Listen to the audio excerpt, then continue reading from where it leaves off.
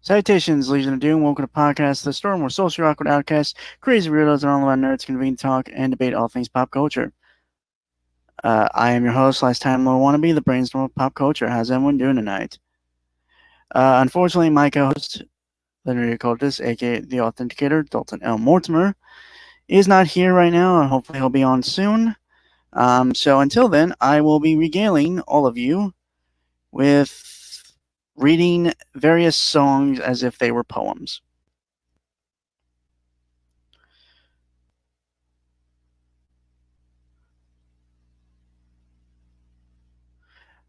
First of the night is Age of Stereo by Oricadia. Welcome to this daunting hell that I call home. A feast of horrors only breaks if you have a soul. I can do this all my life, feels right. I can't change, but shouldn't sin feel light or carried by this weight? Your souls will all be mine. A great exchange, this radio survived. With smiling face, you've seen it all, but I've got them back in line. You'll grieve your souls, but this contract has been signed. Tailored sinners waging war, and with ease I fit the style. And I feel it in my core, they hear you say. I wish that we could go back to the age of stereo. I'd make a wicked broadcast, tune to waves, they sing along. And they say, hey, in a world of lost souls, hey, I will make it bow down to me. You wanted this to go high. Your dreams are rooted in my palms. A favor that I'd co-sign to get this show on. Oh my, no need to read between the lines. Become mine and join the winning side. Oh, I can do this all my life. Feels right. I can't change. This hotel is your own prize. And I rigged the games. Unaware of your true size and time, I'll pull the strings. I've had enough of being mime. Tailored sinners, raging war, and with ease I fit the style, and I feel it in my core. They hear you say, I wish that we could go back to the age of stereo. I'd make a wicked broadcast, tuned to waves, they sing along, and they say, hey, in a world of lost souls, hey, I will make it bow down to me. Welcome to the Husband Hotel, where you'll meet a misguided path to redemption. Wish we could go back. I'd burn it down. Tailored sinners, waging war. And with these I fit the style, and I feel it in my core. They hear you say, I wish that we could go back to the age of stereo. I'd make a wicked broadcast, tuned to waves, they sing along. And they say, hey, in a world of lost souls, hey, I will make it bow down to me. Alright, keeping on with a sort of theme here, I will now be reading Grace for Sale by Terence Zodich. I don't know names, so forgive me if I say these names wrong. A sheep has left the fold, hoofbeats go a trotting, trotting, up to heaven bold. At the gates a knocking, knocking, sheep in wolfish clothes. Holy jaws are dropping up in heaven's hold. Plant my hooves, my hooks, my books. Once upon a time, heaven was a tower, tethered in its pride. Cast us grapes as sour, though the ink has dried. Oh, the ink was dried. Thought the ink was dried. But hellish gardens flowered, ivy to be climbed. Spread my filth, my wings, my weeds, my weeds. My Ferris wheels are turning. Hark the angels will, bedtime is a burning. We've got grace for sale. How the worm is turning. Lay you down to sleep with wicked little stories. Count your missing sheep. Shed my skin, my fleece, my sin, my worms. They burrow up a line. Serpents in the branches, branching up those crooked vines. Vultures of a feather hatching. Circus lullabies. Carousels are ramping up to heaven. I raise my hail, my cane, my stakes, my snakes. Tongues, tongues, slither in the mud. That's how a carnival grows, my son. Tongues, tongues, slither in the psalms. That's how our carnival grows. All these fickle beasts heaven hath rejected, lapping glory from our teats. Each of them is tested, blessed. Cast down for your sin, come here for redemption. We've got grace for cheap. We've got grace for cheap. Lest you end up bested, lost and torn to shreds, dissected.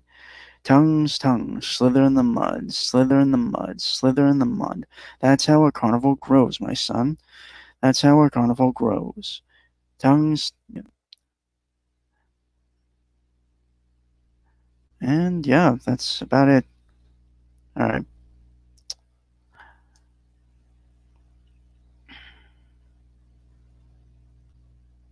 All right. So now I will be reading Unforgiven by Metallica. New blood joins this earth, and quickly he's subdued. Through constant pain, disgrace, the young boy learns the rules. With time the child draws in, this whipping boy done wrong.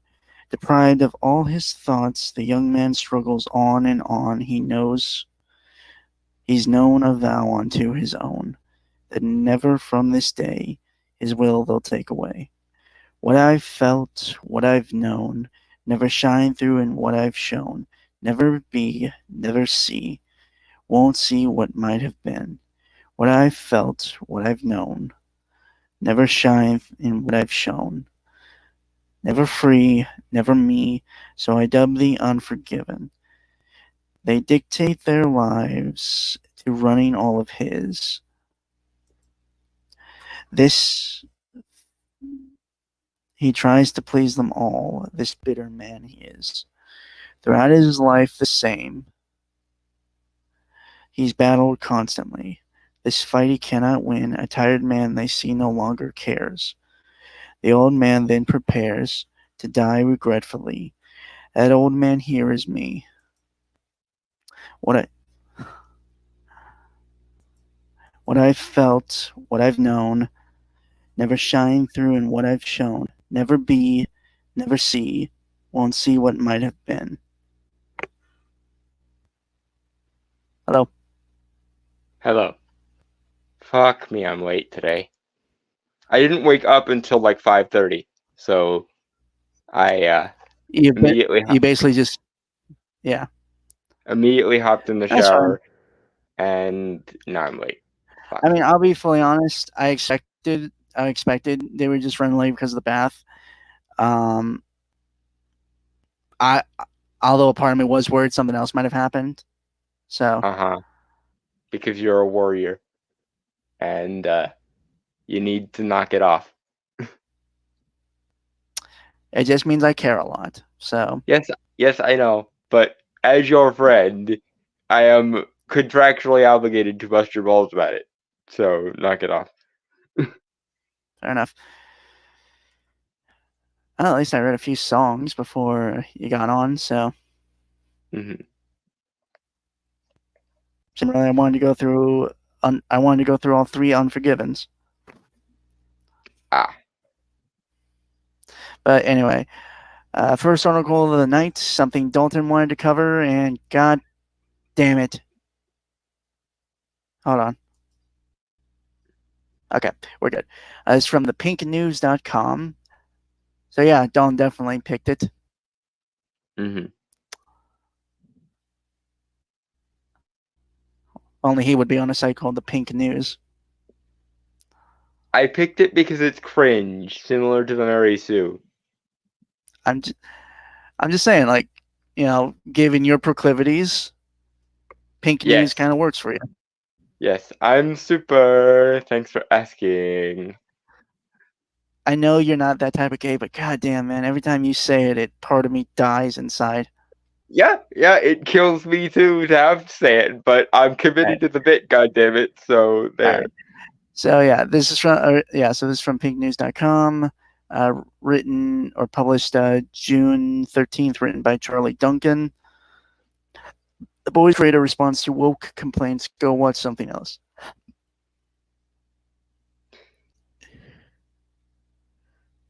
I don't really have much to add to that title other than, god damn, I hate this like overt spite and contempt for your own audience. Like, it's possible to disagree with a criticism without having abject contempt for anyone who would make the criticism, right? Mm-hmm. I mean, Dalton and I have our disagreements on a lot of things. Mm-hmm. We'll stay able to coexist. That's why we still have this Mm-hmm. show and work on a lot of projects together. So yes, there's a reason that this show has how close are we now to like 250 episodes? 271. Okay, so yeah, Or, we're very near. As of probably about as of probably about October, we'll be nearing 300 episodes. Holy shit. Mm-hmm. All right. Eric Kripke, the creator of The Boys, has refused to apologize for being woke as season 4 of the outrageous superhero series arrives on Prime Video.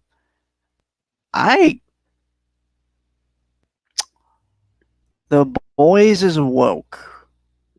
Yeah, I've never seen anyone making woke accusations to The Boys. It might have changed in season 4, but I've never seen anyone making woke accusations to The Boys.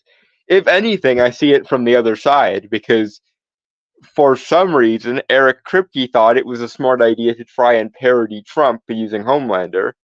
And rather than Homelander's stink of impropriety being transferred onto Trump, they were, Cal surprise, shock surprise, when some of the positive qualities people associate with Trump were then gifted to Homelander, which made a bunch of people empathize with Homelander and made the entire, like, journalistic establishment flip their absolute shit.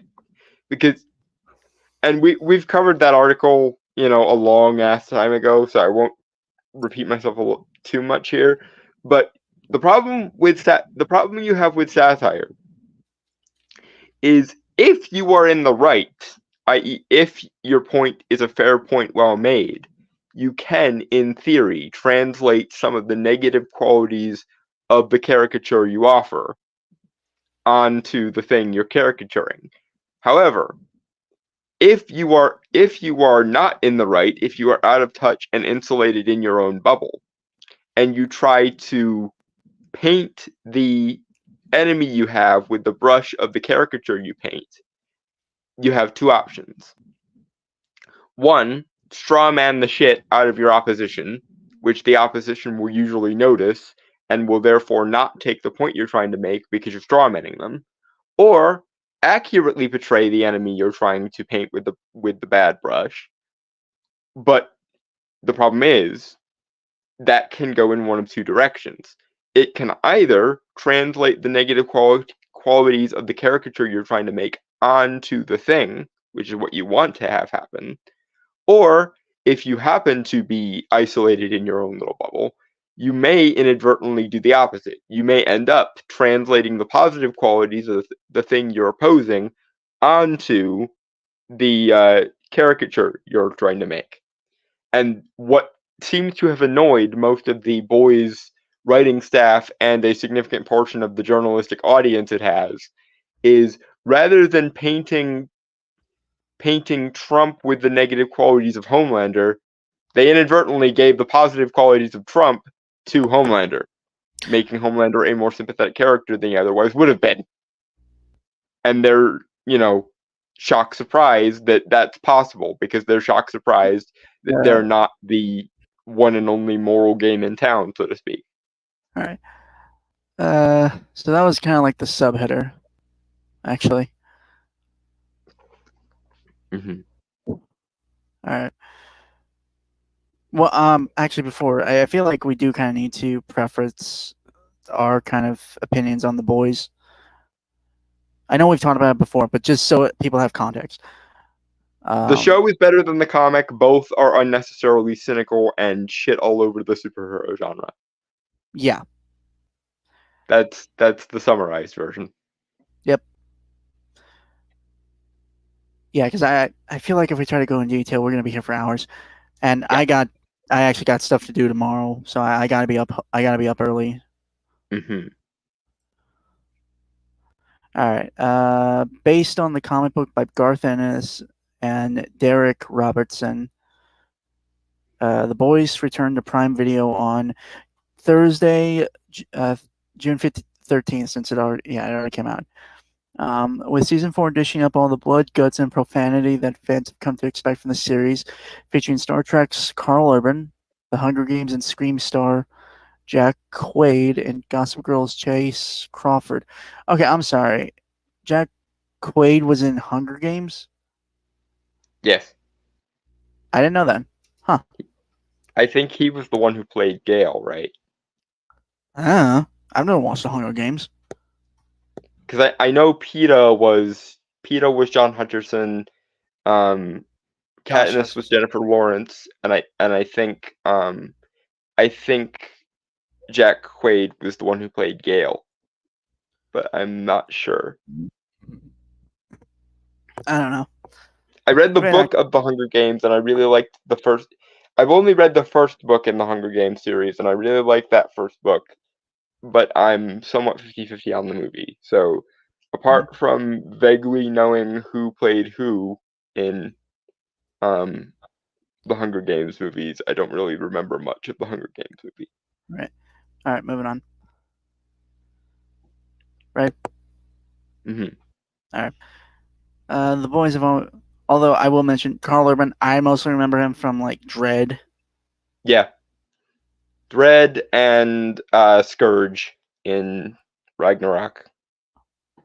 Yeah, I'll be honest, I remember his more early work, like Dredd and Red, which is Retired Extremely Dangerous, and had Bruce Willis in it. Mm-hmm. Which, it's ironic that he's known best for 2 action movies whose titles rhyme, but, semantics. He does do a really good job as Billy Butcher, though, to be fair. Oh, yeah, absolutely. I think it helps that he's allowed to use his actual accent. Yeah. Funny enough, he and Anthony Starr, who plays Homelander, are from the same country. It's just Anthony Starr has to use an accent, obviously, because he's playing an American character. Because America is very much the very point of his character. Mm-hmm. All right. And I do give props to Anthony for his accent disappearing like it does. Mm-hmm.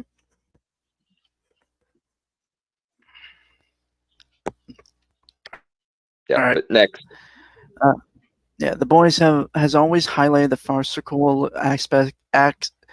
aspects of society with a laser focus on the alt-right in America, and the similarity of the character Homelander, Anthony Starr, to a felon and former president of the United States. That has always not. Oh, hold on, sorry. Last sentence. That has not always gone down well. Okay, again, and this is why I prefaced the thing earlier, because I figured it would come up again. I haven't read this article, but I thought for sure it was going to come up again. One, Trump is not alt-right. Not even remotely. Two, The Boys show is better than the comic specifically because it does actually satirize both sides of the political compass, and does so, I would say, fairly well. But three, and this is the important thing again, this is the thing that flabbergasts me about you people. You're so insulated in your own little bubble that you can't ever imagine being wrong or doing something wrong. And this is why, when you did in season 3, and that's the other thing, Homelander was not always a Trump allegory. He became a Trump allegory specifically in season 3, and only in season 3. So again, obviously it probably continued into season 4, but my point is it started and began in season 3 and has continued only in the present day. The first 2 seasons, Homelander was not a Trump allegory. He was a sadistic prima donna allegory, if anything. He was essentially a parody of the corruptive nature of stardom, and in the case of season 2, when it related to his childhood, he was a good example of why you don't raise children in a lab without love or emotional connection. Try that and you will get a traumatized brat who then grows up to become a sadistic narcissist because cluster B personality disorder. But more to the point, and back to the point I made previously, you wanted for Homelander's negative qualities to rub off on Trump. That was why you made him a Trump allegory in season 3. Unfortunately, you don't control what people actually think on the ground. And so instead of Homelander's negative qualities getting projected onto Trump, you wound up in a situation where, and to your credit, you accurately satirized Trump. And because you accurately satirized Trump, you, instead of making Trump seem like Homelander, you made Homelander seem like Trump. I.e., instead of Homelander's negative qualities being projected onto Trump, you wound up in a situation where, because you accurately portrayed Trump, and that's to your credit, the people who were already sympathetic to Trump found the positive qualities of Trump being projected onto Homelander instead of the negative qualities of Homelander being projected onto Trump. This could have been rectified if you actually had some sort of moral high ground or some sort of legitimate moral point to make. But you don't, and or you didn't realize that by accurately portraying Trump, you might actually still be keeping a lot of his sympathetic qualities because you're so isolated and insulated that you can't actually see why the people who like Trump, and so you presuppose that it must be because of argle-largle fascism, which it isn't. Anyway, moving on. All right. Speaking to Variety, Kripke explained how seasons, although written nearly 2 years before they stream, always manage to land at a time when the real-world news cycle reflects their issues. For season 3, one of the issues was over-policing in black neighborhoods in America and the violence that can be born of that. Several people called this reflection of the real world woke, a complaint Kripke dismisses. I clearly have... Hold on. Like the actual quote here, so I clearly have a perspective, and I'm not shy about putting that perspective in the show. Anyone who wants to call the show woke or whatever, that's okay. Go watch something else, he said. Okay. I'm actually having a hard time remembering what he's specifically referring to here, because that was barely even a subplot in season 3. Like Blue Hawk, everything to do with Blue Hawk, yes. Like A-Train's whole story. Yeah, and it was barely even a subplot in season 3. Like, one, that's not nearly enough to be called woke by itself, especially not with the and I will stress this, admittedly three-dimensional and sympathetic portrayal of Homelander as a Trump allegory. Which is why, when season 3 actually came out, like 5 different journalists pissed themselves because rather than Trump supporters being ashamed of being associated with Homelander, they ended up sympathizing with Homelander because, and again, this is to the credit of the people who write The Boys, rather than do what every other lazy Trump allegory does and strawman the shit out of him, they actually made a three-dimensional sympathetic parody of Trump using Homelander. But the irony is, if you inaccurately portray your enemy will realize it's a straw man and not be swayed by the straw man. But if you accurately portray your enemy, there are two possible paths that Destiny might walk down. One, the people in question realize their mistake and see the negative qualities of the enemy you're pointing at portrayed in the character, which is very hard to do unless you have a very legitimate case to make. Or B, by creating a three-dimensional and accurate representation of the person, you're going to end up keeping some of the things that made that person sympathetic originally, and therefore some of that sympathy will carry over to the stand-in character. In this case, because you created an accurate portrayal of Trump using Homelander, instead of the negative qualities of Homelander being reverse projected onto Trump, you wound up in a situation where you made Homelander more sympathetic by giving him some of Trump's sympathetic qualities, at least to the people who are already sympathetic to him. But you don't like that. You didn't want that to happen. And so you're trying to retcon it and say, see, I was always trying to make a leftist point with it. I didn't intentionally make Homelander sympathetic and make him a sympathetic Trump allegory. I wanted to demonize him. But the thing is, you don't control, and this I would say to all authors everywhere, you don't control the meaning that is in the story. And if you try, chances are you will just make an insufferable strawmanish parody. Once you make a three-dimensional story with three-dimensional characters in a three-dimensional world, there are multiple different possible interpretations of the end resultant story. Meaning that just because you want and you insist that the audience take one message away from something, if you accurately and sympathetically make a three-dimensional universe, the people who are opposed to you will still find meaning in that three-dimensional universe, even if it's not authorial intent. Argle Thorgle. Moving on. Right. Okay. Kripke emphasized that as clear as he's tried to be, some people still have missed the point. I'm certainly not going to pull any punches or apologize for what we're doing. Some people think Homelander is the hero. What do you say to that? The show is many things. Subtle isn't one of them. If that's the message you're getting, I just throw up my hands. For anyone wondering, Homelander is very much not the hero. No Okay, shit. No one's the good guy in that. Well, but also, here's the thing.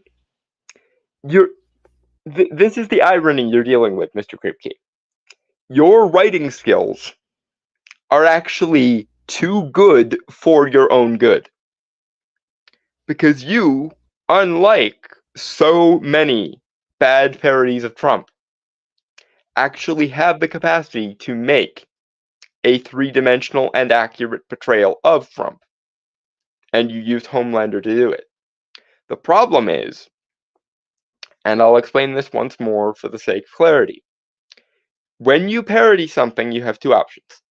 You can strawman the shit out of it and make an inaccurate parody, in which case, the people you're trying to reach with the satire will balk and will shun your strawman because it is a strawman. Or you can do what you did, which is create an accurate and three-dimensional version of the thing you're trying to satirize.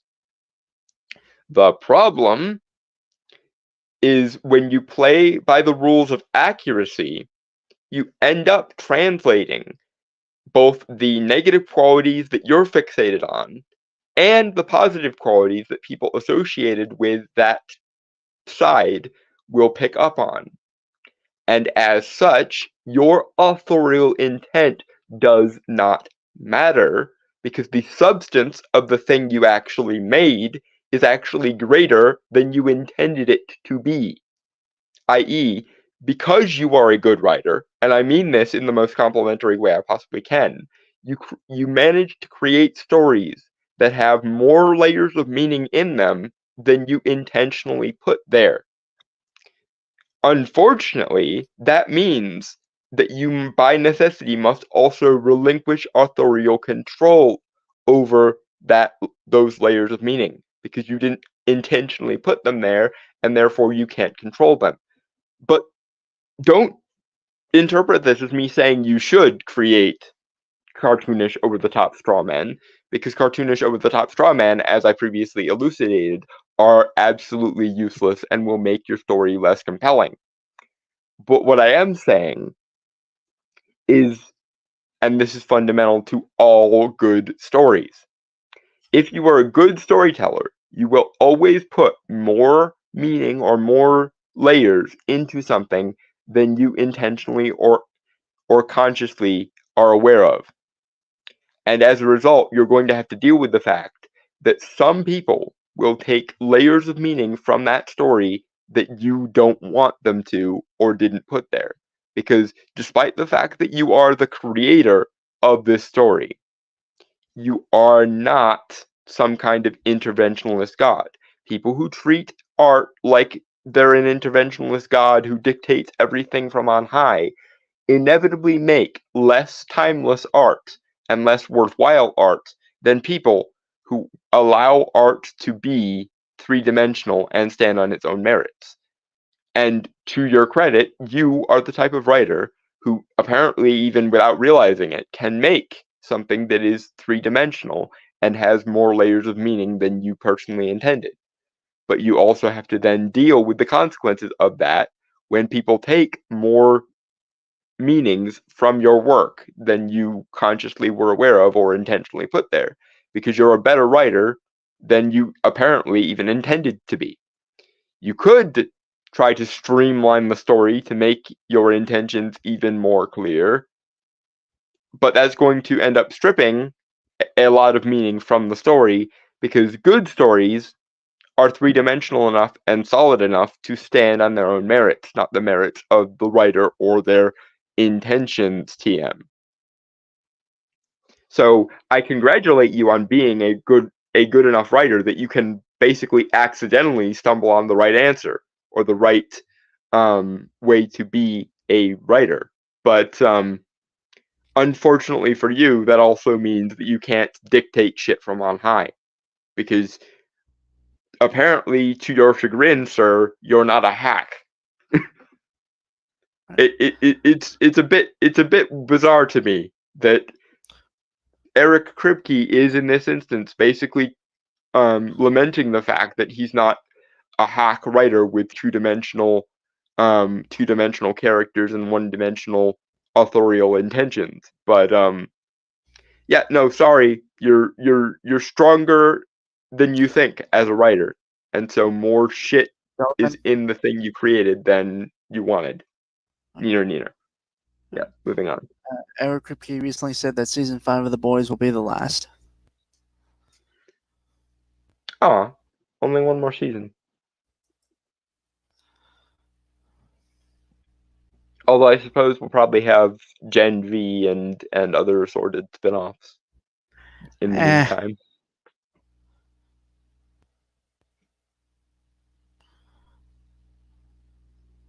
Okay. There we go. Let me share it. And still in line with boy stuff, because Colin never satisfied with just one thing for a topic. What can I do when there are more layers to the story than just one article can sustain? It's just like what I was saying to Eric Kripke a second ago.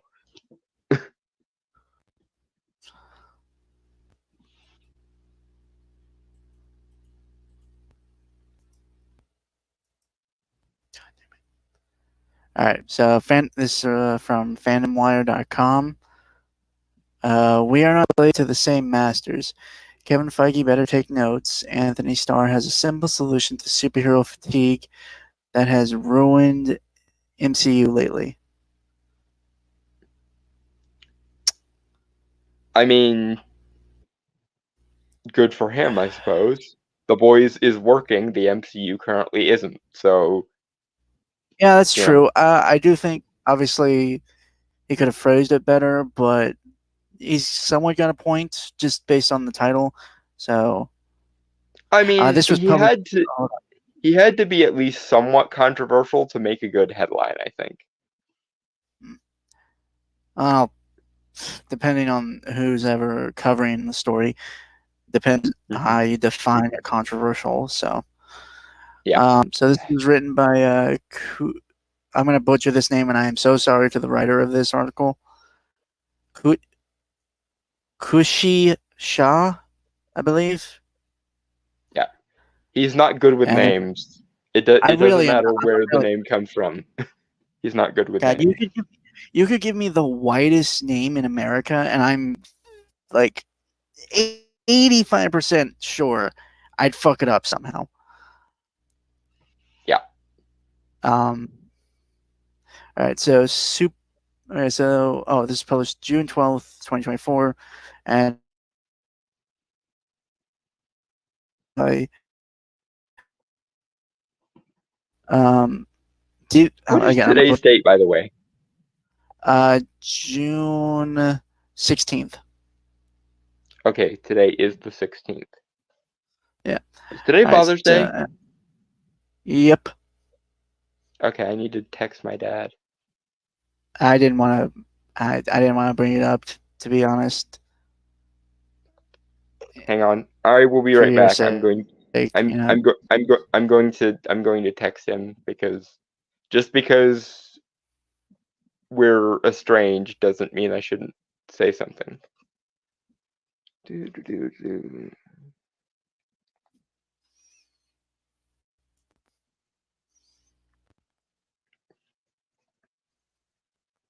Where's the search feature? Fuck.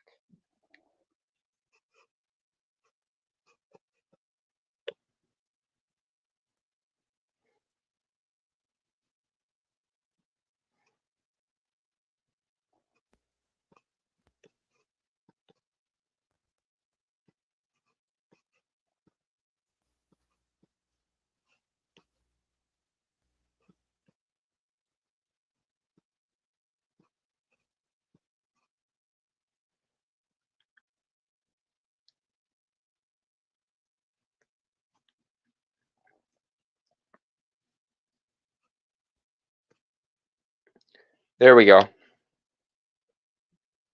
My obligations as a good son have been fulfilled for the day. I'm not gonna say anything. Okay, so the subheader of this is superhero fatigue or unoriginality. The Boys, Anthony Starr has the perfect way for the MCU to get back on track. Small disclaimer here. I don't think originality is the problem. Well, okay, hold on. I feel like we also might not know in his term of context a definition of the term when it comes to discussing this. So yeah, he may save this by defining his terms, but like, I just off the top of my head, I don't think originality is the problem. If anything, I think the MCU started going wrong when it drifted further away from the comics than it had been for the first three phases. Because for the longest time, its kind of saving grace was it could take ideas from the comics, rework them a little bit, recontextualize them, and make something new out of them. right. Whereas from like phase 4 on up, the MCU, and we covered that one Marvel writer saying as much. From phase 4 on up, they were literally telling people not to abide by the comics as much as possible. And that's when things started to go wrong, and I don't think that's a coincidence. But anyway, we'll let Anthony speak for himself, though. I don't want to put Alright. words in his mouth. Even the once indomitable Marvel Cinematic Universe isn't bulletproof to superhero fatigue. That is not a thing. Yeah. At least not anymore. Well, it's not a thing, just like it isn't a thing with any other genre. Like, there are more horror movies released in January alone than there are superhero movies released in general. And yet nobody whines about horror movie fatigue, even though almost all the horror movies released in January are always the ones that the studio thinks are too shit to place anywhere else. January is kind of a dump month for all the ideas that the studio doesn't have faith in or doesn't think will work. Alright, Muna? Yeah. Alright. The MCU went from making cinematic behemoths to box office failures, an unfortunate yet conspicuous development that has taken place in recent years. But what is being labeled as superhero fatigue, the supposed culprit behind the studio's morbid flops, isn't the actual root of the problem. The Boys' Anthony Starr has the perfect solution for giants like Marvel Studios to fix that. Considering how Marvel went from being the most successful superhero brand to seeing miserable days at theaters, it might do Kevin Feige some good to take notes. Anthony Starr addresses the infamous superhero fatigue. Portraying a superhero on screen for the past 5 years, Anthony Starr is well aware of the woeful state of some industry giants like the MCU suffering because audiences are less and less receptive to superhero films, or at least that's what the general assumption is. I mean, that's true. Yeah. But Starr, who plays the sadistic but unrivaled antagonist Homelander in The Boys, is certain that superhero fatigue is not to blame for the lamentable condition of studios. It's not that fans are bored of superhero content. It's that they've become jaded thanks to drab and unoriginal material. Based. Yeah, no, I agree. I mean, we've had, again, this is some of the conversation we had. If anything, the more issue is it never, it feels like a first draft, right? It never feels like it's really finished or complete. Well, that and overt contempt for the audience and the source material. Like we said, there was a article like this a couple of years ago where one of the script writers for Marvel literally said that starting in Phase 4, they were told to seek out writers who had no familiarity with the material and then told not to check out the material. And I don't think it's a coincidence that that's the second that Marvel started to go downhill. Because for as long as Marvel Studios at least kept the spirit of the comics, the spirit of the source material, they could rework and revamp and be creative about how they presented the material. And then meanwhile, the second Phase 4 started, and they started to drift away from the comics saying, we don't need these anymore. That was the exact moment where things started to go downhill, because not only did they start having contempt for the source material because they started hiring writers who had active contempt for the genre and the source material, but also they started having active contempt and spite towards the fan base itself.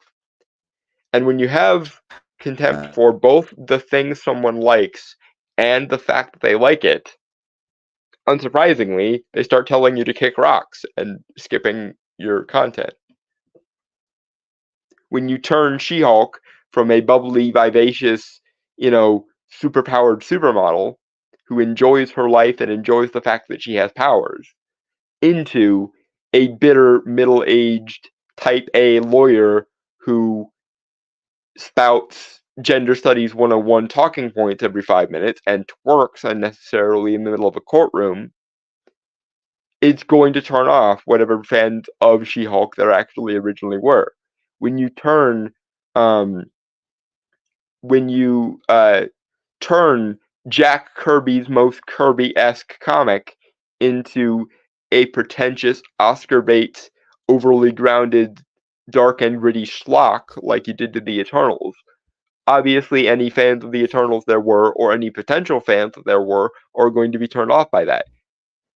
when you turn Nick Fury, the once leader and sort of concierge of the Avengers team, into a sad, depressed, middle-aged loser who can't even keep a Skrull invasion under wraps, it's going to piss people off. Do you see? And this is true of almost every character. I will put an asterisk beside Doctor Strange, because I don't think Doctor Strange is quite as ill-used as some of the other characters. That being said, he should have never been involved in the events of No Way Home, and there are ways he could have more effectively communicated with Wanda if the writers had actually let him do it in WandaVision, where he should have done it, instead of waiting until his second movie. But that's neither here nor there. Moving on.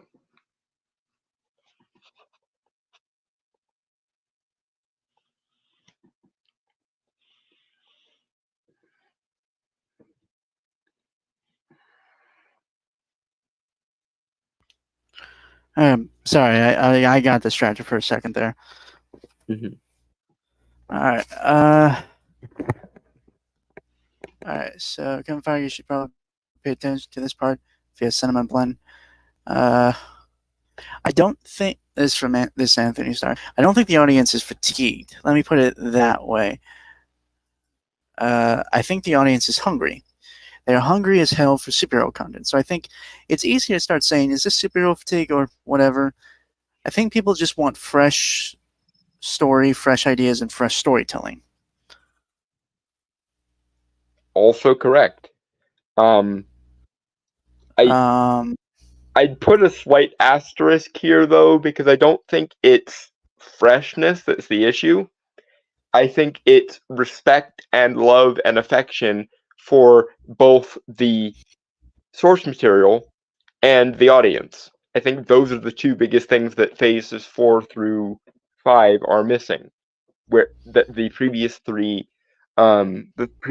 phases at least feigned love of the source material and love of the audience, whereas now the powers that be in the creative team at Marvel seem to hate the source material and do whatever they can to steer away from it or undermine it, and they have active spite and contempt for their fan base, as and when that fan base ever complains about the aforementioned disdain for the source material that is evident on the screen. Also, I think it was a mistake to skip over the 20 or 30 years between the original Infinity Gauntlet storyline and skip right ahead to All New, All Different Marvel and the quote-unquote SJW characters, instead of adapting anything in that intervening 20 years that could have been a decent follow-up to the Infinity Saga.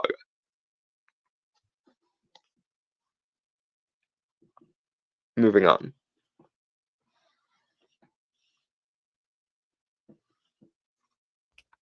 Okay. The Banshee Star put forth a compelling argument on the subject, remarking how, despite being a superhero show, Eric Kripke's The Boys, adapted from the comic book series of the same name, has been a raging success thanks to the ingenious storyline. The key is simply creating original and, as Starr very aptly pointed out, fresh content. Again, I don't think it's necessarily an originality or freshness issue. I think, if anything, the writers at current day Marvel are so obsessed with being quote-unquote fresh and original that they have active disdain for the source material and for the people who like the source material. Alright, moving on. Yeah, moving on. Right. Marvel president Kevin Feige could still salvage the studio. It was under Feige's reign that the MCU built an unshakable foundation of revolutionary, critically acclaimed knockouts like the Robert Downey Jr. phenomenon, Iron Man, or fan favorite, The Avengers Endgame. Then came the Year of Darkness, starting with Nia DaCosta's sequel to 2019's phenomenally successful Captain Marvel.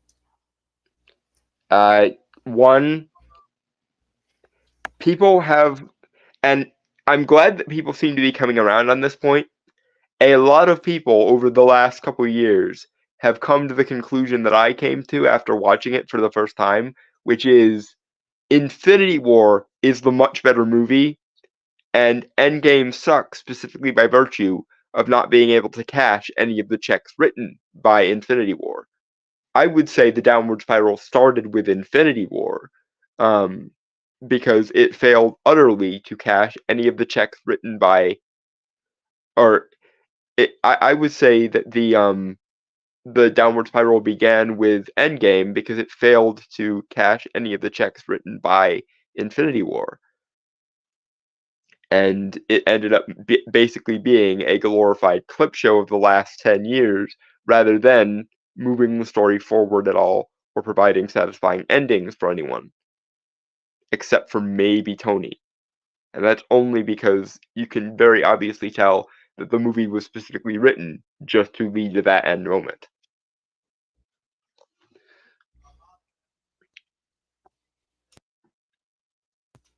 The Marvels witnessed the most egregious box office debut that any MCU film has ever had, with a depressing opening weekend of $46 million domestically, ultimately making a paltry sum of $206 million worldwide. But it hasn't. But it wasn't the first of Marvel projects to suffer, and it wouldn't be the last. No. And the reason being is because, like everyone noted at the time, Captain Marvel did not succeed on its own merits, it succeeded on the inertia of the MCU itself. And so when there was no extra weight backing Captain Marvel 2 up, or the Marvels up, it had to sink or swim on its own merits, and it sunk because it had no merits to begin with. Moving on.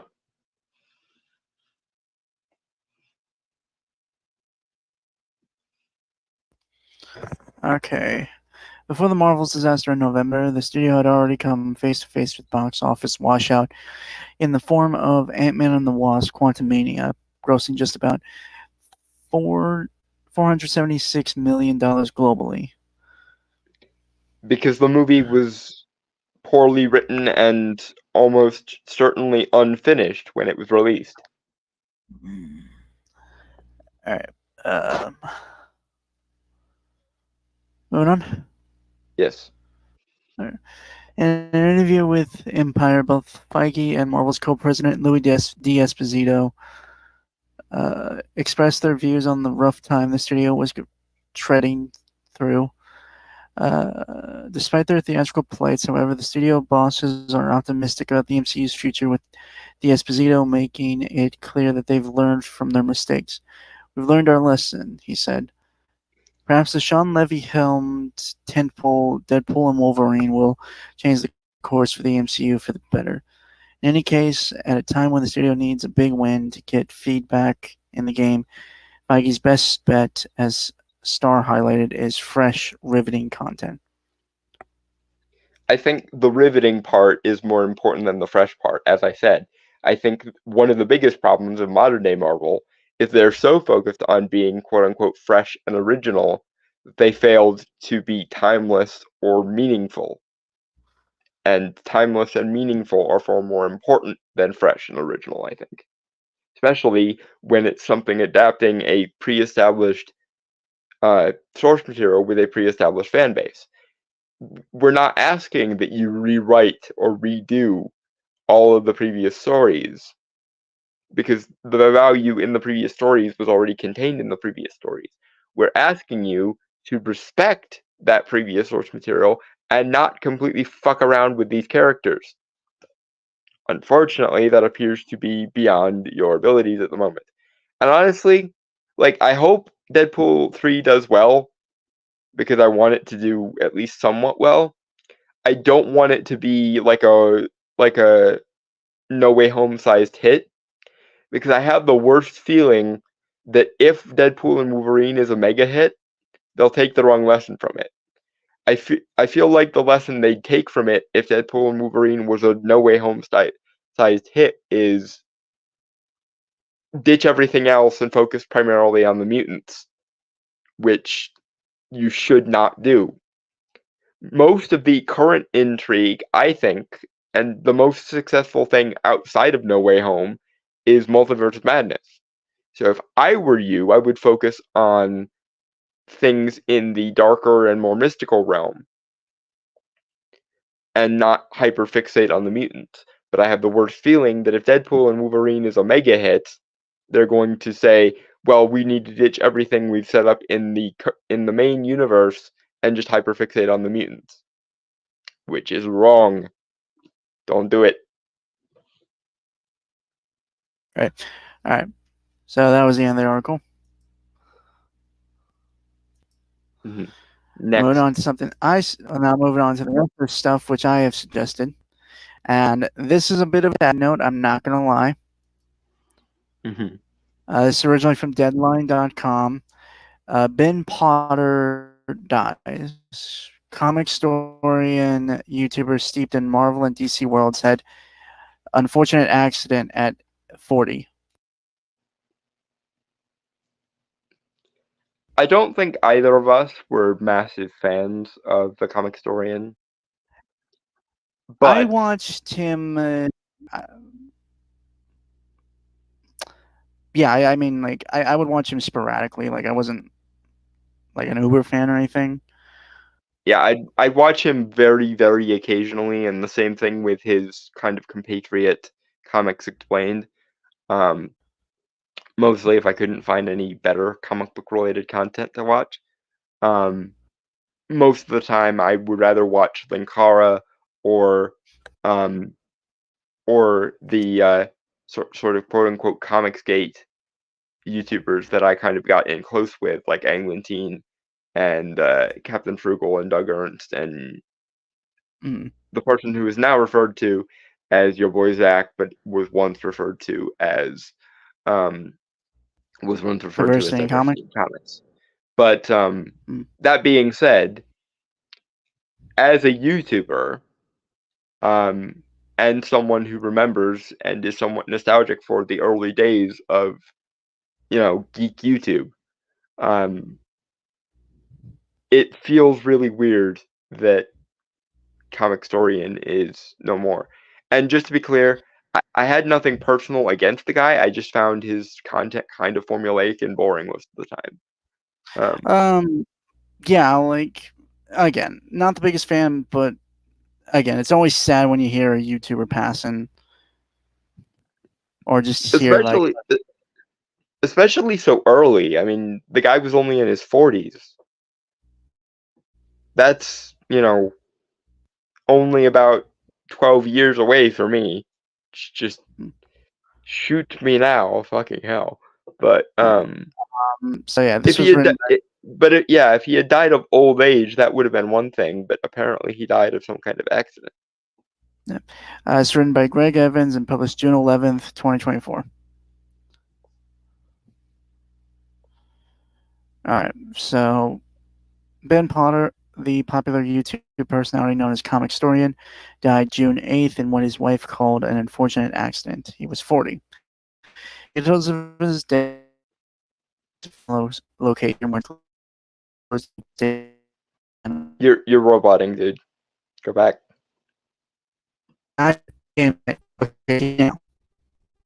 No, you're still robo.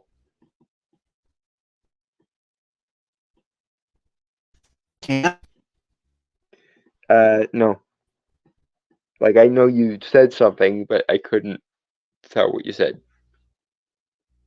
I assume you were asking if I could hear you. Son of a bitch, motherfucker. How about that? Why does it always get better when you swear? I don't get it. So you can hear me now? Yes, now I can hear you. Okay. Does your internet connection just like embarrassing you or something? Is that what it is? And okay. Ben Potter, the popular YouTube personality known as Comic Storian, died June 8th in what his wife called an unfortunate accident. He was 40. Details of his death, including a specific cause and location, were not disclosed in Natalie Porter's statement. No, Natalie Potter's statement on X.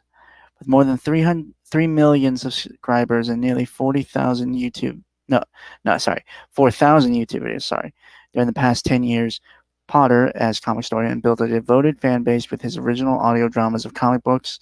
In many YouTube videos, he discussed and analyzed aspects of the Marvel and DC universes. Again, he and Comic Explained were both kind of comics Wikipedia. I will admit to liking Benny a bit more than I liked Rob. I do think because I used to watch Comic Explained a few times, kind of stopped because he kind of was an asshole. But yeah, he had more when he would do the readings of like audio, the audio drama things. Yeah.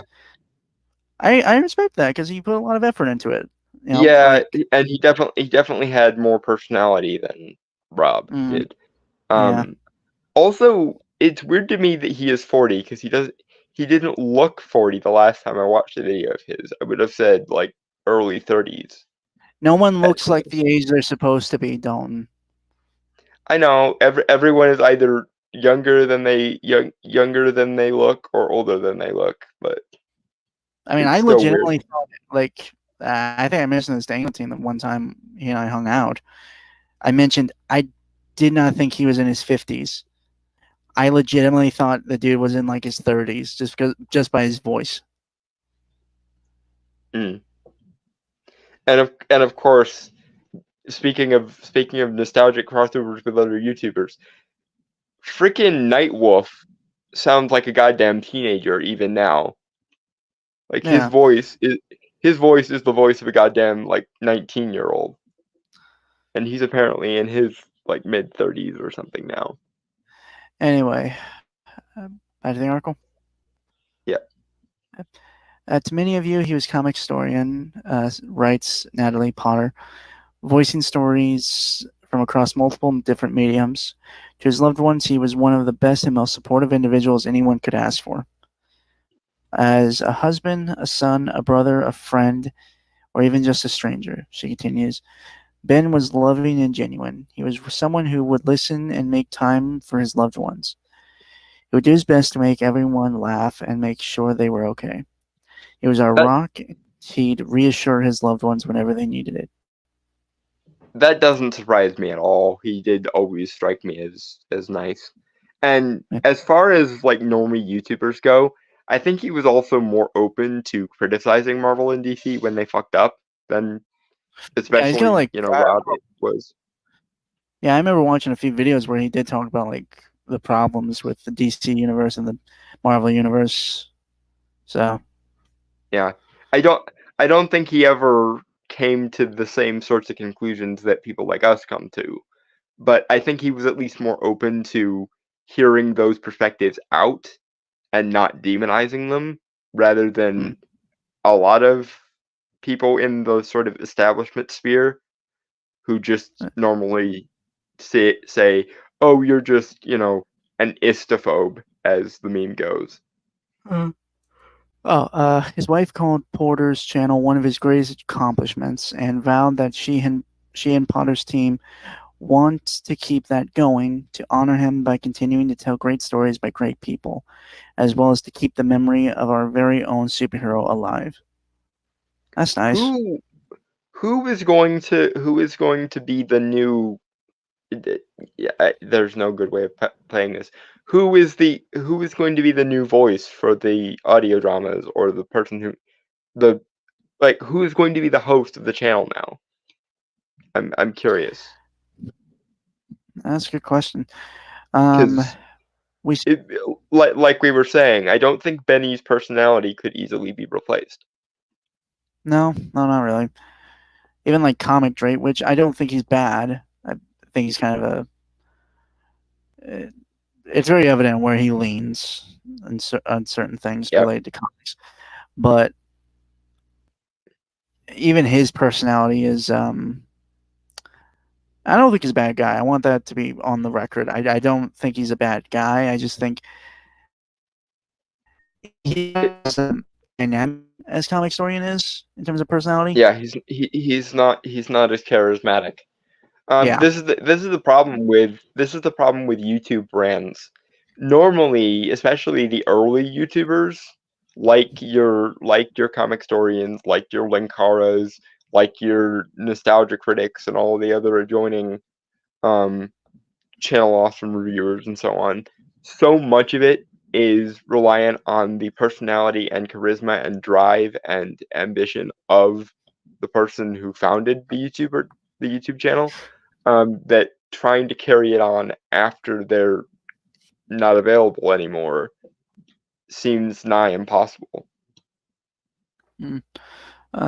We support each other in everything we wanted to do, and I'm not about to stop now. Natalie Porter writes.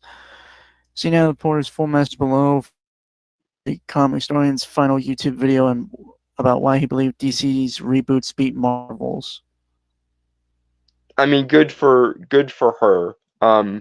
Obviously, at least some of this is financially motivated because you gotta put the food on the table, so to speak. But it is also admirable of her not to give up on her husband's dream. So that's respectable, if anything. I just hope they find the right person to again kind of be the.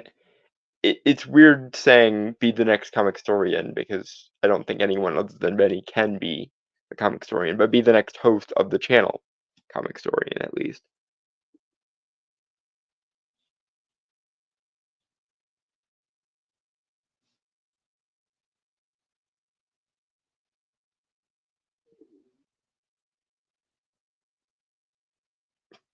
I wish I knew more details about the accident that he apparently went through.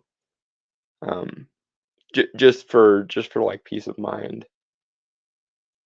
But I don't think we'll ever really know exactly what the accident itself was, which is probably fair enough. Yeah. Hold on.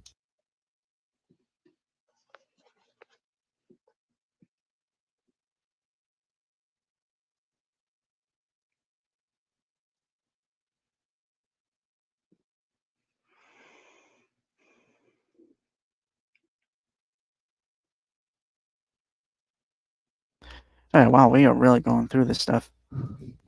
Hmm.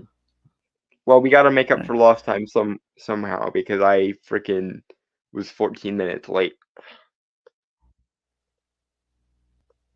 All right. So again, this is stuff that I wanted to cover. So apparently, and this just kind of came randomly on my stream, on my YouTube recommendations, just again randomly. Uh, Apparently, they're doing some type of animation for Watchmen, which is this is the teaser trailer for chapters 1 and 2. Hmm. I will be It's about right can't see it. back. I can't see it. It's still giving me the buffer wheel. Okay. All right.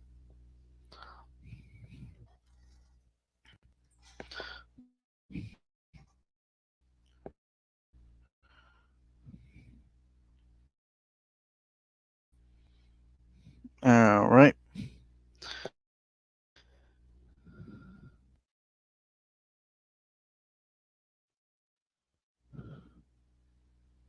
Larry Davis. You know, death don't have no mercy in this land. Death don't have no mercy in this land. Come to your house, you know he don't take long. Look in bed this morning, children find your mother gone. I said, death don't have no mercy in this land.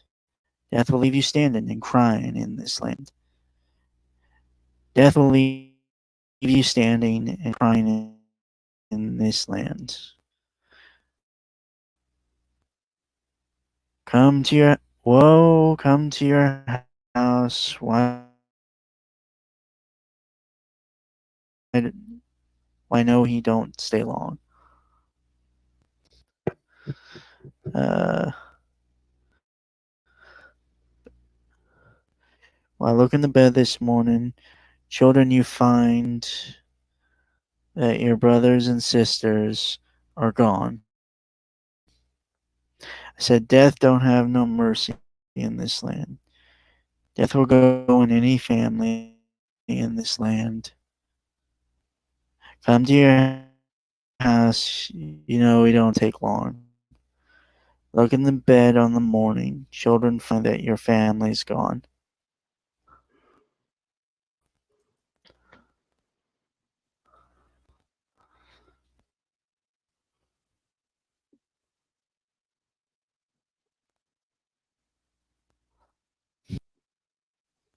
Done? Yes, I am here. Okay. Alright. Can you see it now? Yes. Who's Um, actually doing this adaptation? Hold on. I'll look it up on Google real quick. I'm the reason I ask you about that is because for all of his many faults, Zack Snyder, I think, in a way, actually fixed Watchmen when he adapted it because Alan Moore had what we could call anarcho-communist or Antifa leanings before it was cool, and famously wanted Rorschach to be the bad guy and Dr. Manhattan and Ozymandias to be the good guy. And unironically, I think a Watchmen adaptation that focuses on Alan Moore's original intent would be worse than the one that Zack Snyder, again, for all of his many times over faults, actually kind of fixed the movie Watchmen. Though he left out the telepathic squid, which, fuck you, Zach, but it was also 2009. That was probably the most you could have gotten away with in terms of accuracy.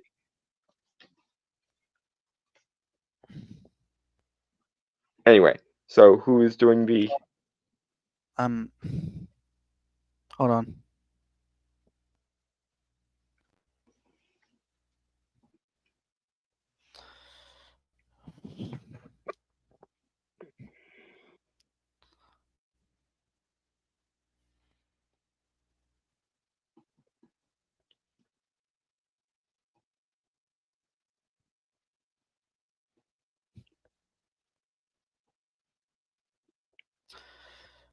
I have a really slow internet, so Yeah, he's going to take a minute.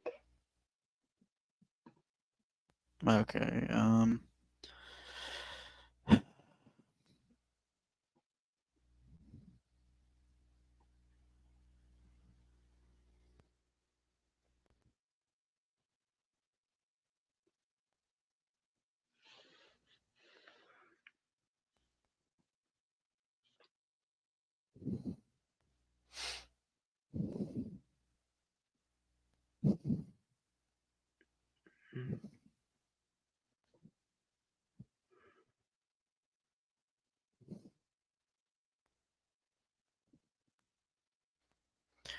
Well, it's clearly being made by Warner Brothers Studios, but I'm not seeing if there's like some type of director or anything.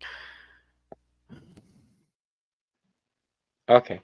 I guess we'll figure out whether they stuck with Zack Hold on. Snyder's retcon or if they are trying to adapt Alan Moore's intentions more than they probably should.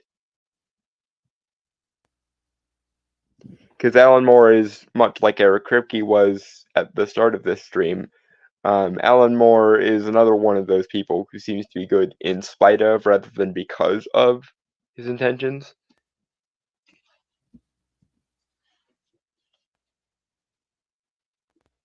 Okay, so it's a well, it's not getting any type of theatrical release. It's going to be released on uh DVD. I expect much. What? That I expected it. It's fine. But I didn't hear you. I didn't hear what you said. That's What?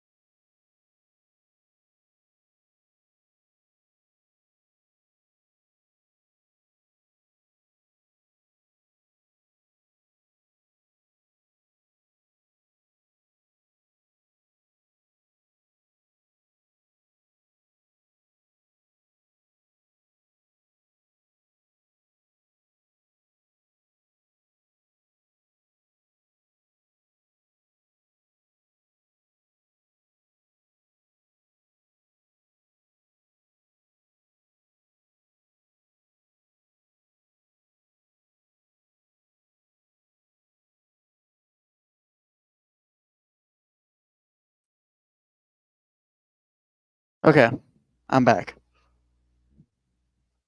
And Dawn is gone.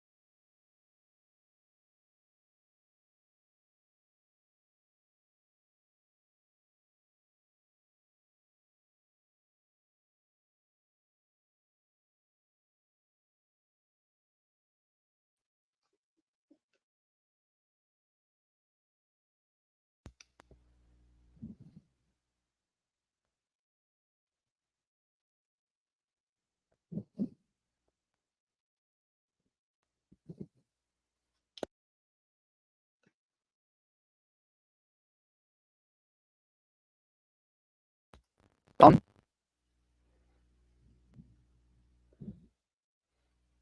Dawn, if you're speaking, I can't hear you.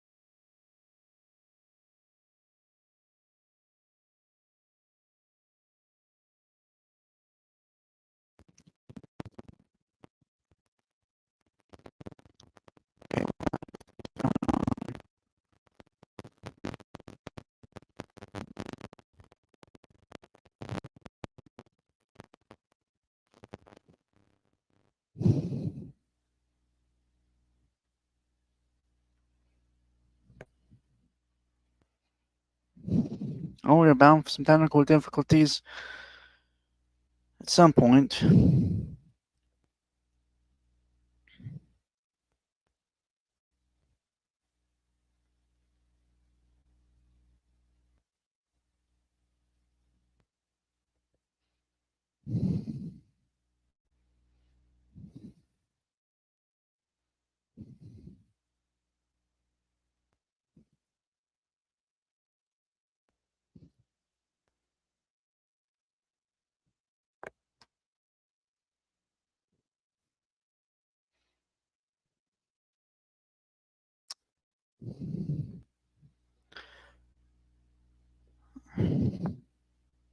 Okay.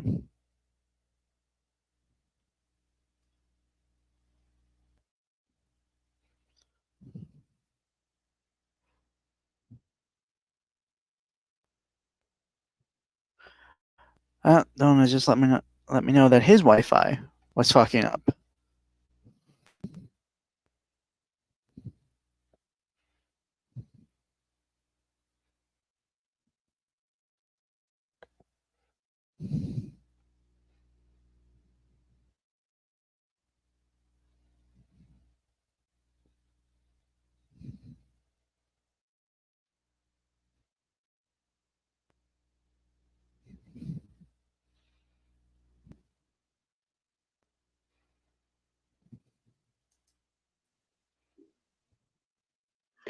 Okay.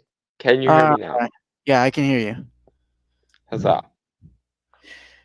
Well, we were bound for technical difficulties, so Yeah.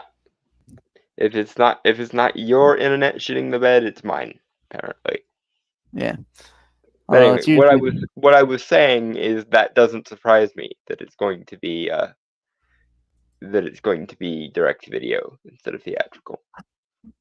all right. All right. Let me. Can you see it? Give me one. Yeah, now I can. Huzzah. Okay. All right, there we go. Let me. It's back. Is there a Okay. food item associated with Watchmen? I can't think of one. Beans. Where's that from? Rorschach's Oh, eating okay. beans when he broke into Night Owl's apartment. That seems like a bit of a stretch. What the fuck else is there?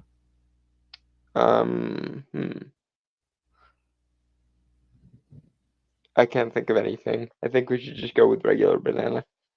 All right. And this is only like this is 51 seconds long, so let me check the volume. Okay, let me get the volume up a bit. There we go. There we go.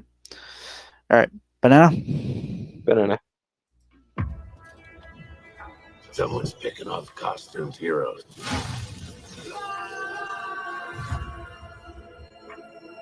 Maybe this was a political killing. No. Somebody knows why.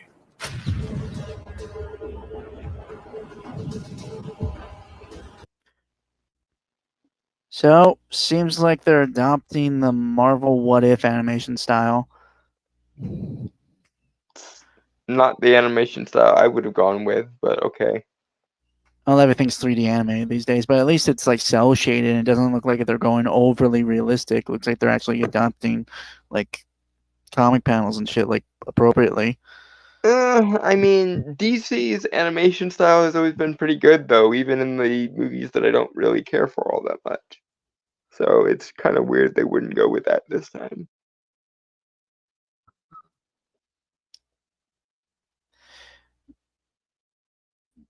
I do think it is a bit weird, I will admit. It's also a really And it weird doesn't really choice to seem adapt this first with a new animation style. to be fair, that DC's constantly DC at Warner Bros. Is always making like stupid fucking choices. So That they are, it's just like a really weird choice is all. Green Lantern or Martian Manhunter really play with the medium. Hmm. But that's just me. Fuck was I? I was gonna say something. Well, it doesn't seem like. Unfortunately, it does not seem like they have the original.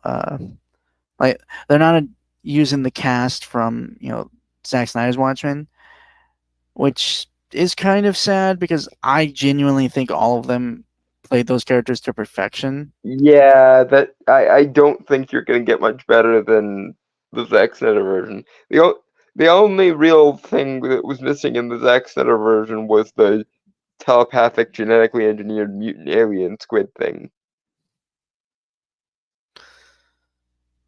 But yeah. Anyway, shall we? Banana. Banana. There is good and there is evil, and evil must be punished. I do not do this thing because it is permitted. I do it because I have to.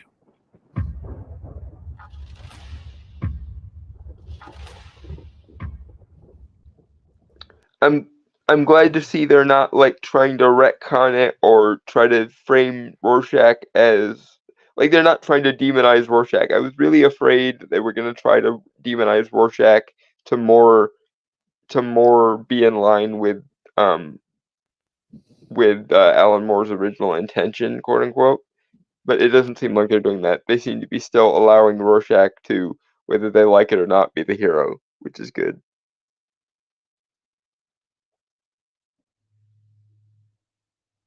Give me 1 sec. Yep. Either that or they're still too oblivious to realize that he is the hero, in spite of Alan Moore's intentions. Either way, though, as long as the original value of the story is maintained, I don't really care.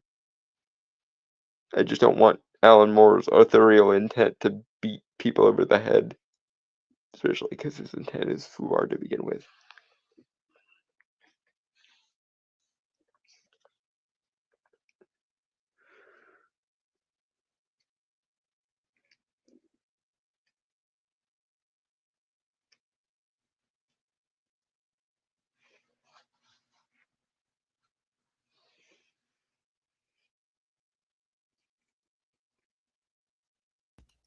What was the last thing tonight? I can't remember. I'll give me 1 sec to pull it up. Mm-hmm. It was something I recommended. I had seen it. And I thought, oh, this was cool, and something to end on a high note with. Okay.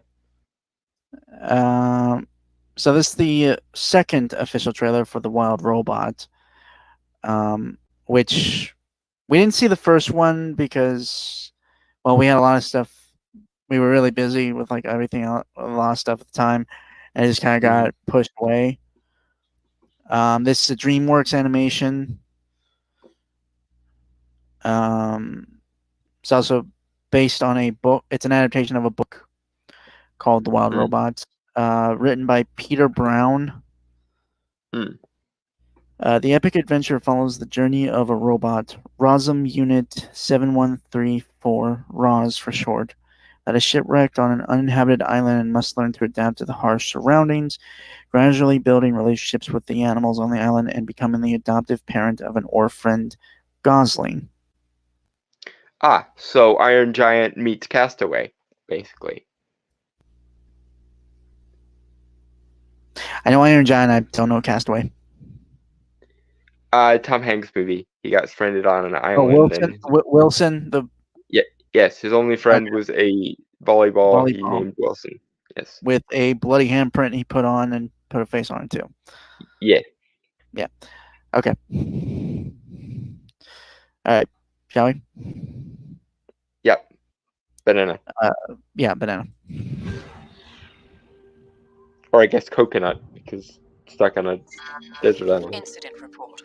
At 0300 hours, a number of Universal Dynamics robots were lost in a typhoon. Chance of recovery is unlikely.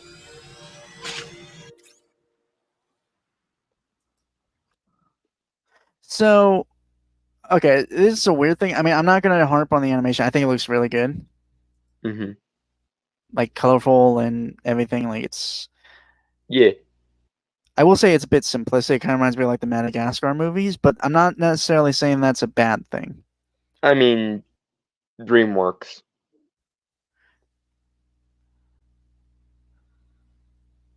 So, They should.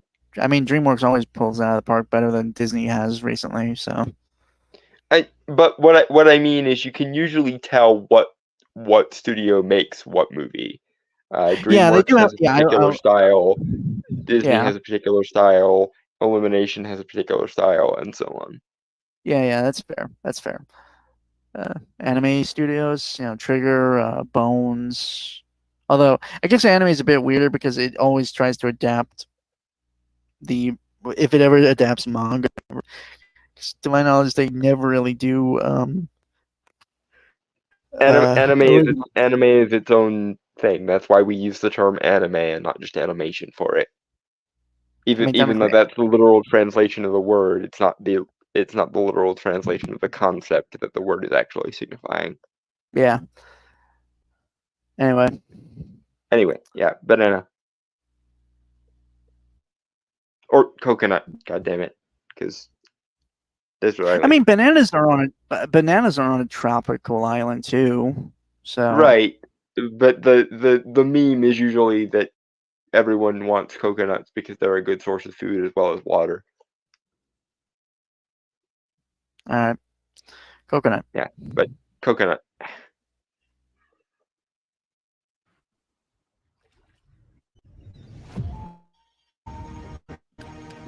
Do you need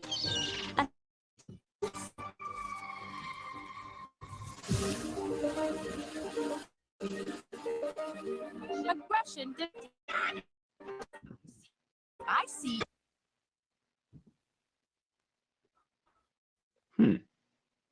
Interesting. It's just everything looks really good. I'm not trying to like gush over the animation because it's DreamWorks more often than not have really great animation.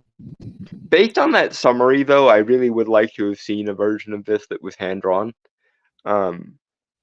like in like the style of an old Don Bluth movie, maybe.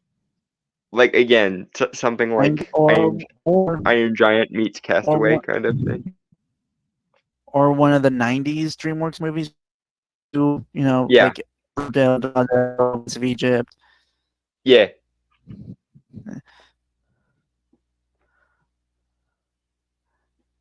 But yeah, it's all very colorful. I'm sorry. It's just I know I always bring up color when we watch this stuff, but It's because Hollywood, for some reason, has a stick up its ass about not using color most of the time. Yeah. Oddly enough, I will argue that it is oversaturated, but I'm not saying that as a negative. I think it works here because obviously it's a very like kid-like movie, though that's not to undermine the actual content of it. Based on the book, I was expecting something a little bit more dark, actually. Again, maybe it's because my brain made the association with the Iron Giant, but I was thinking of something a little more in that vein, something a little bit more like tragic but wholesome at the same time.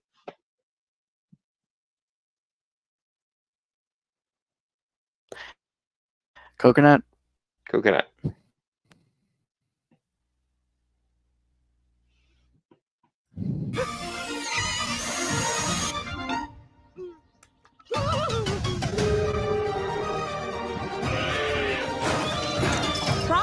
everything. Language. You need to learn how things work on this island. Okay, so it's able to learn the language of animals, which I'd actually looked into the comments before. Apparently, that's an actual thing from the book as well. Okay, so the talking animals aren't a DreamWorks edition then. Now, technically, they're not really talking. It's just, I mean, they are talking, Right. but it's being translated by the robots. So, Okay, because again, I was expecting it to bond with the animals as animals again, kind of like what if the Iron Giant was the protagonist of Castaway. But again, maybe that's me projecting that concept that I A kind bit. of got from the description onto the movie. I don't know. I think it might be a little bit, yeah. Hmm. Anyway, coconut. Coconut.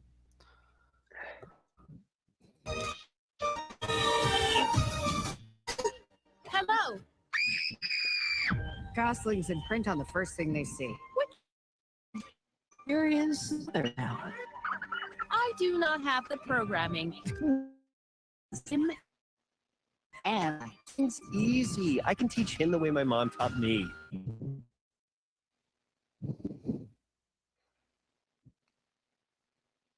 Okay, Oh, it's cute.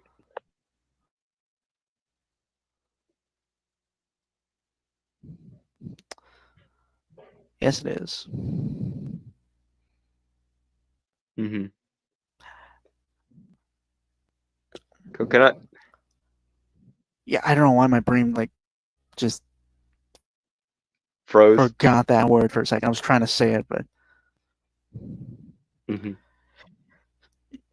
Brain fart. Brainstormer.exe crashed for a moment, I guess. All right, coconut. Coconut.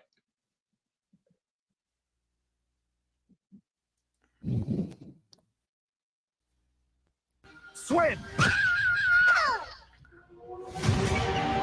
He's a runt. His chances aren't super good. I will protect him. He's got to leave this island by fall. Right, Bill?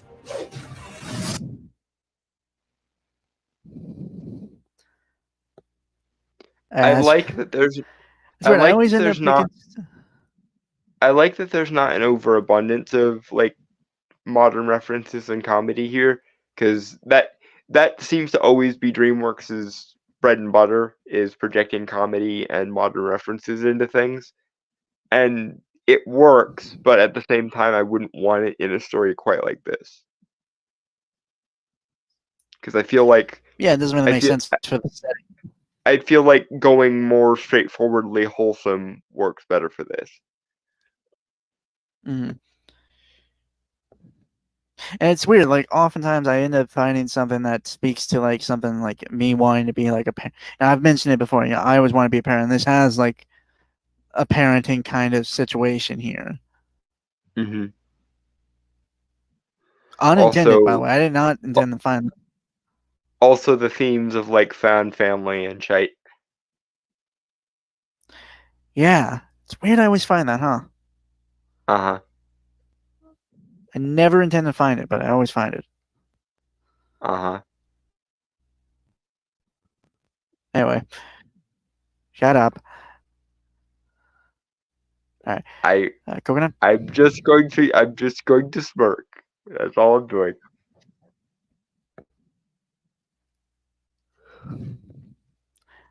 Coconut. Anyway, coconut. It is more dangerous for him than anyone else. But he has a chance. If where his wings end, his heart can pay the balance. You were Is that not Bill easy to Nighy? find. That sounds like Bill Nighy. Possibly. I thought it was Stephen Fry for a second, but no, it sounds more like Bill Nighy.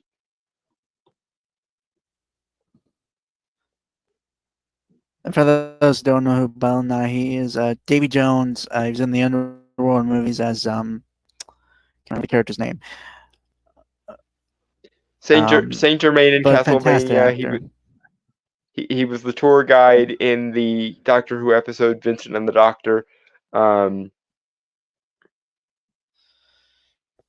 Yeah, he's in a lot of things. He's that one older, wise voice actor dude who you don't remember him until you hear his voice, and then it's like, oh, hey, it's that guy.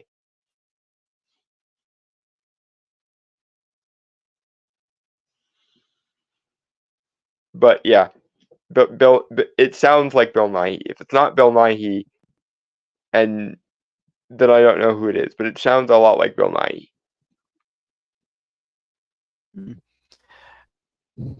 Coconut. Coconut.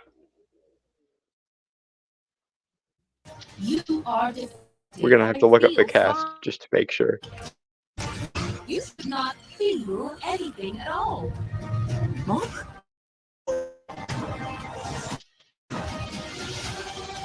Sometimes, to survive, we must become more. Okay, I think I've like pegged this. I think I've pegged this a little bit better. It's not Iron Giant meets Castaway. It's Baymax from Big Hero 6 meets Castaway. That's the difference in what I was expecting and what the movie is actually giving, I think.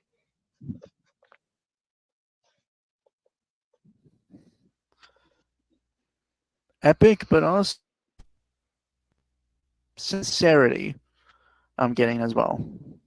Yeah, and I've beat this particular drum from here to eternity. We really, really need more sincerity in things. So, sincerity for the win, as far as I can tell. But Coconut. All right. 1 second.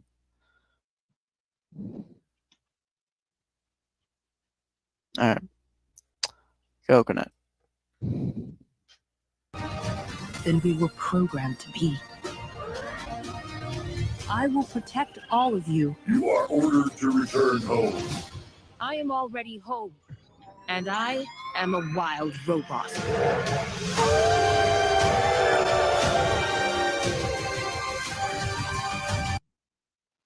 I mean, I knew they were going there eventually, but they literally just alluded to the whole, the home the robot thought it had is not the home that it actually needed, kind of thing.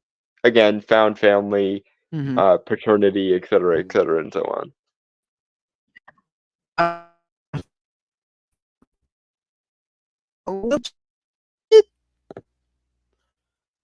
You're breaking up again. Mowgli from the Jungle Book, just like a bit.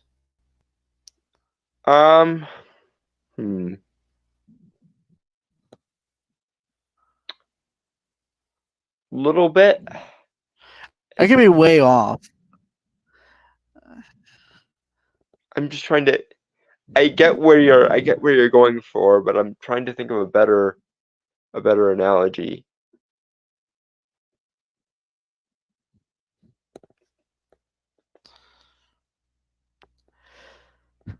I think more so like young Tarzan from Disney's Tarzan movie than Mowgli.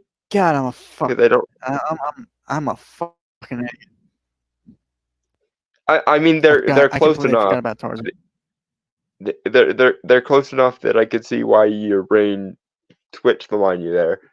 But I think, yeah, the whole I could definitely see, like, what's his name, Phil Collins. I could definitely see the You'll Be in My Heart playing over this, especially in scenes between the robot and the Gosling. That I assume it's a she because the voice actor sounds like No, it's a female. he. Oh no, okay. You meant the robot? Yeah, it's a she. Yeah, Yeah, it's a she, I think. Yeah, okay.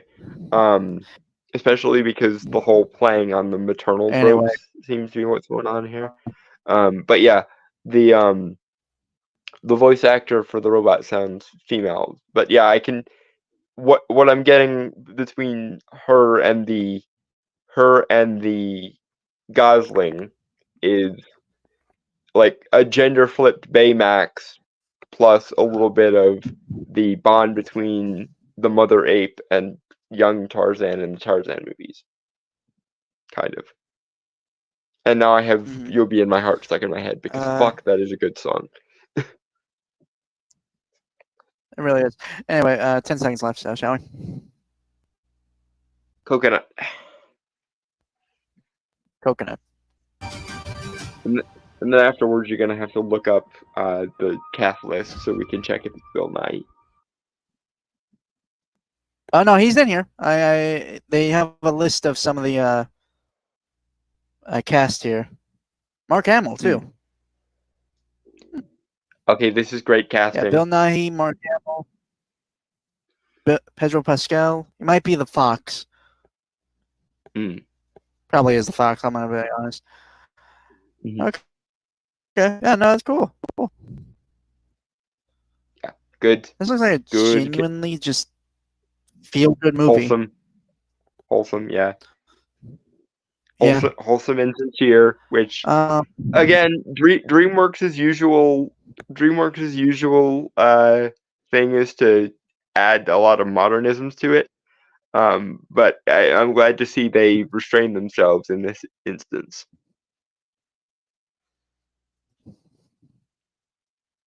Because sincerity is probably the best way to go about this. Yeah. And yes, it's probably not 100% original, but who cares?